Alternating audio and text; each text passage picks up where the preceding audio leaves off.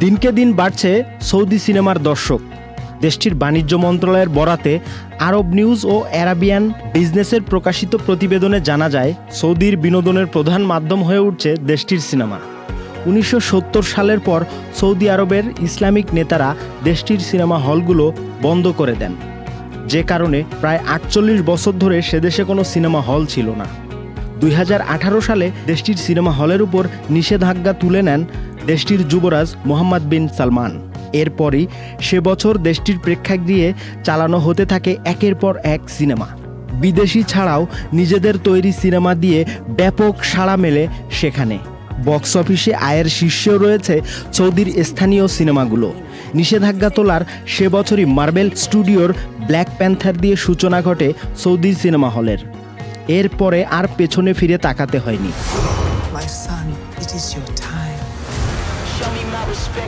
Cinema চালুর 5 বছরেই এই খাত থেকে দেশটি আয় করে নেয় 14 কোটি 26 লাখ ডলারের বেশি, যেখানে শুধু প্রথম বছরেই আয় ছিল 20 লাখ ডলার।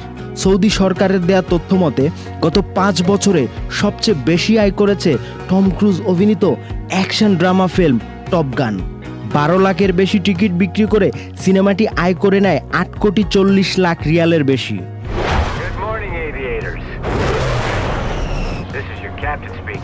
2024-এও জমজমাট আরব বক্স অফিস। চলতি বছরের প্রথমার্ধে সৌদি প্রেক্ষাগৃহগুলোতে বিক্রি হয়েছে 85 লাখের বেশি টিকিট, আর এ থেকে দেশটি আয় করেছে 420 মিলিয়নের বেশি সৌদি রিয়াল, বাংলাদেশি মুদ্রায় যা 1300 কোটি টাকার বেশি। গত মঙ্গলবার সৌদি আরবের সংস্কৃতি মন্ত্রী প্রিন্স বদর বিন আবদুল্লাহ বিন মোহাম্মদ বিন ফারহান আল সৌদ তার এক্স হ্যান্ডেলে জানিয়েছেন, চলতি বছরের প্রথমার্ধে সৌদি বক্স অফিস আয় করেছে 421.8 মিলিয়ন সৌদি রিয়াল। শুধু তাই নয়, তালিকার শীর্ষে আয়কারী প্রথম 3টি সিনেমার 2টিই সৌদি প্রযোজনায় নির্মিত হয়েছে।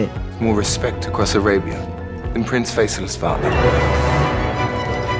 Nahiyan Emon, Channel I. 65% পর্যন্ত বিদ্যুৎ বিল সাশ্রয় করে আপনাকে রাখে প্রশান্তিতে।